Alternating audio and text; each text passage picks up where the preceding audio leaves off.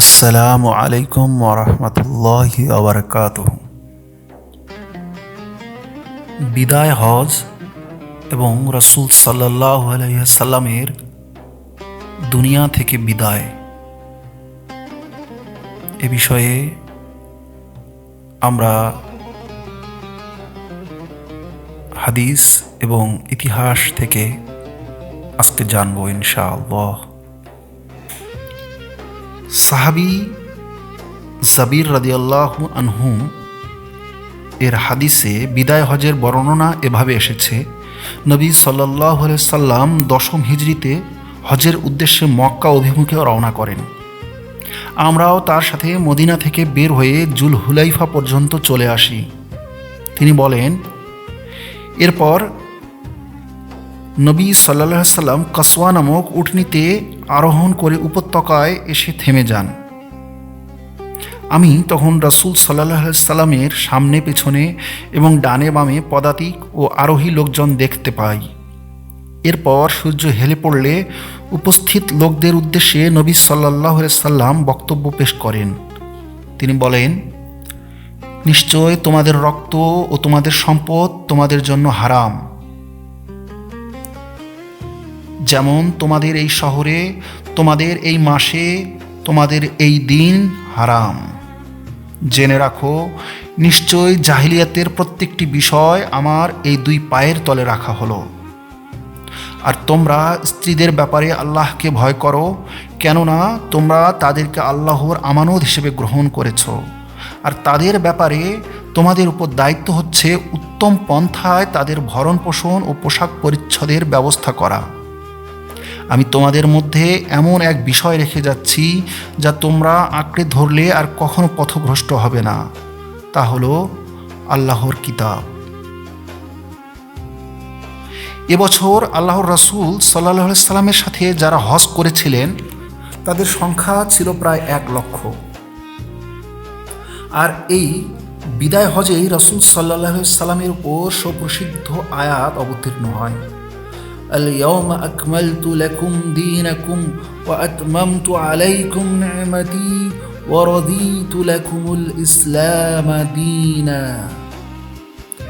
আজ আমি তোমাদের জন্য তোমাদের দিনকে পূর্ণাঙ্গ করে দিলাম, তোমাদের প্রতি আমার অবদান সম্পূর্ণ করে দিলাম এবং ইসলামকে তোমাদের জন্য দিন হিসেবে পছন্দ করলাম।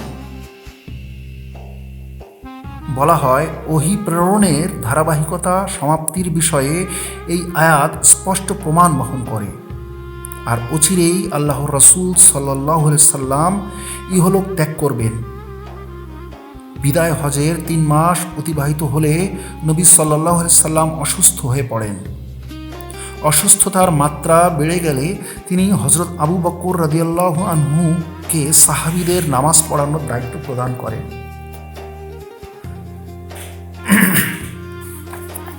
যখন তিনি শুনতে পেলেন আনসারী সাহাবীরা কান্নাকাটি করছে, তখন আলী রাদিয়াল্লাহু আনহুমের উপর ভর করে মাথায় পট্টি বাঁধা অবস্থায় মসজিদে গমন করেন। এরপর তিনি মিম্বারের সর্বনিম্ন সিঁড়িতে বসে লোকজনের উদ্দেশ্যে বক্তব্য পেশ করেন। হে লোক সকল, শুনেছি তোমরা তোমাদের নবীর পরলোক গমনকে ভয় করছো। আমার পূর্বে কোনো নবীকে ইহকালে চিরস্থায়ী হতে দেখেছো? আমিও এই ইহকালে চিরস্থায়ী হব না। শুনে রাখো, আমি আমার প্রভুর কাছে চলে যাব, তোমরাও আমার কাছে আসবে। সুতরাং আমি তোমাদেরকে প্রথম সারির মুহাজিরদের ব্যাপারে কল্যাণের ওসিয়ত করছি, আর মুহাজিরদেরকে তাদের নিজেদের মাঝে কল্যাণের ওসিয়ত করছি। আল্লাহ বলেন, ওয়াল আসর ইন্নাল ইনসানা লাফি খুসর إلا الذين آمنوا وعملوا الصالحات وتواصوا بالحق وتواصوا بالصبر। শপথ অপরাহ্নের, নিশ্চয় মানুষ ক্ষতিগ্রস্তদের অন্তর্ভুক্ত, কিন্তু তারা ব্যতীত যারা বিশ্বাস স্থাপন করে ও সৎকর্ম করে এবং পরস্পরকে উপদেশ দেয় সত্যের এবং উপদেশ প্রদান করে ধৈর্যের। আর আমি আনসারদের জন্য কল্যাণের ওসিয়ত করছি, কেননা তোমাদের আগমনের পূর্বে তারা মদিনায় বসবাস করেছিল এবং বিশ্বাস স্থাপন করেছিল, সুতরাং তোমরা তাদের ব্যাপারে কোমল হও। রাসূল সাল্লাল্লাহু আলাইহি সাল্লামের অসুস্থতার মাত্রা আরও বেড়ে গেল। অসুস্থতার আধিক্যে তিনি ঘর থেকে বের হতে পারছিলেন না। এক পর্যায়ে তিনি মহান প্রভুর ডাকে সাড়া দেন। দিনটি ছিল 11 হিজরির রবিউল আউয়াল মাসের 12 তারিখ সোমবার, খ্রিস্টীয় সন মোতাবেক 8 জুন 632 খ্রিস্টাব্দ। রাসূল সাল্লাল্লাহু আলাইহি সাল্লামের ওফাতে মুসলমানরা মানসিকভাবে ভেঙে পড়ে। কেউ কেউ রাসূলের ওফাত সহ্য করতে না পেরে অস্বীকার করে। এমনকি হযরত ওমর রাদিয়াল্লাহু আনহু এই ঘোষণা করেন, যে বলবে রাসূলের ওফাত হয়েছে আমি তার মস্তক পুড়িয়ে দেব। ওমর রাদিয়াল্লাহু আনহু এর ধারণা ছিল রাসূলের ওফাত হতে পারে না। ওমর রাদিয়াল্লাহু আনহু রাসূলের ওয়াদাকে নবী মুসা আলাইহিস সালামের ওয়াদার ন্যায় মনে করে বললেন, তিনিও মুসার ন্যায় উম্মতের কাছে আবার ফিরে আসবেন। এ মর্মে পবিত্র কোরআনে ইরশাদ হচ্ছে, ওয়া'আদনা মুসা 30 লাইলাতাও ওয়া আতমামনাহা বিআশরিন ফাতাম্মা মিকাতু রাব্বিহি 40 লাইলাতাও ওয়া ক্বালা মুসা লিআখিহি হারুনা আখলুফনি ফি কওমি وأصلح ولا تتبع سبيل المفسدين। আর আমি মুসাকে প্রতিশ্রুতি দিয়েছি 20 রাত্রির এবং সেগুলোকে পূর্ণ করেছি আরও 10 দ্বারা। বস্তুত এভাবে 40 রাতের মেয়াদ পূর্ণ হয়ে গেছে। আর মুসা তার ভাই হারুনকে বললেন, আমার সম্প্রদায়ে তুমি আমার প্রতিনিধি হিসেবে থাকো, তাদের সংশোধন করতে থাকো এবং হাঙ্গামা সৃষ্টিকারীদের পথে চলো না।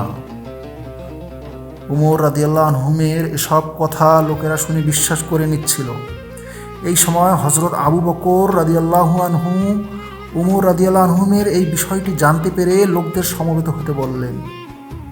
তিনি তাদের উপস্থিতিতে বক্তব্য দিলেন, হে লোক সকল, যে ব্যক্তি মুহাম্মাদের ইবাদত করবে সে জেনে রাখুক মুহাম্মদ সাল্লাল্লাহু আলাইহি সাল্লাম ওফাত প্রাপ্ত হয়েছেন।